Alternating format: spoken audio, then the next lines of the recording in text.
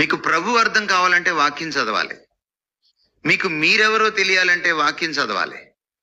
మీకు వైవాహిక జీవితం ఎలా ఉండాలో తెలియాలంటే వాక్యం చదవాలి. మీరు పిల్లల్ని ఎలా పెంచాలో తెలియాలంటే వాక్యం చదవాలి.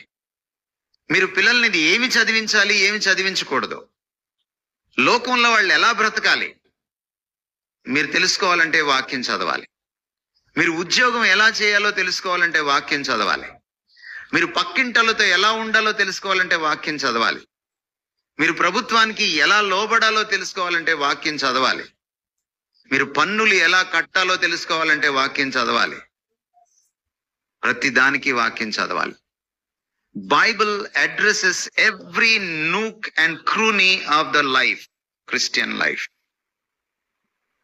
ప్రతి మైన్యూట్ డీటెయిల్ ని కూడా బైబిల్ అడ్రస్ చేస్తోంది క్రైస్తవ జీవనంలో. This is the book which is a manual to the Christian life. అందుకనే ద్వితీయోపదేశ కాండంలో చాలా స్పష్టంగా చెప్పాడు, మీరు కూర్చుండినప్పుడు, లేచినప్పుడు, మీరు నడుచునప్పుడు, మీరు పరుండినప్పుడు, భోజనపు బల్ల దగ్గర మీ పిల్లలతో ఈ వాక్యాన్ని గురించి మాట్లాడాలి అన్నాడు ఆయన. మనం వాక్యం చదవడం మానేసాం. మనం యూట్యూబ్ లో చదవడము, ఫేస్బుక్ గోడ మీద చదవడము, లేకపోతే వాట్సాప్ స్టేటస్ మీద చదవడము, ఆటో వెనక చదవడము, ఇది ఎక్కువైంది తప్ప చాలా మంది 31వ తారీఖు అదేదో చిన్న స్లిప్లో తీసుకుంటారు కదా, ఏంటది వాగ్దానాలు, అది ఇందులోదే, 26 పుస్తకాల్లోదే. దాన్ని చదువుకుంటారు 10 సార్లు, కానీ వాక్యం చదవ.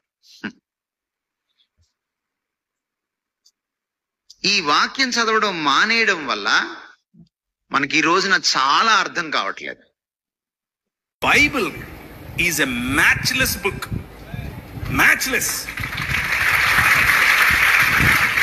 No science, no mythology, no Quran, no Gita, no anything can stand in front of Bible.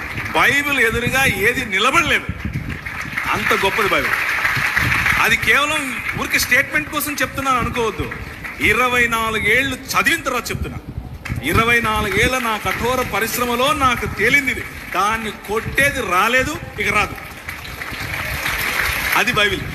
మొత్తానికి బైబిల్ ఏం చెప్తుంది అనంటే, దేవుని రాజ్య వారసులుగా కాకుండా సొంత రాజ్య నిర్మాణాలు, సొంత ఆలోచనల్లో బ్రతికితే మనిషి ప్రతి ఒక్కడు పాపమే చేస్తున్నాడు అన్నది చెబుతుంది బైబిల్. దానికి మినహాయింపు కేవలము యేసుక్రీస్తు మాత్రమే.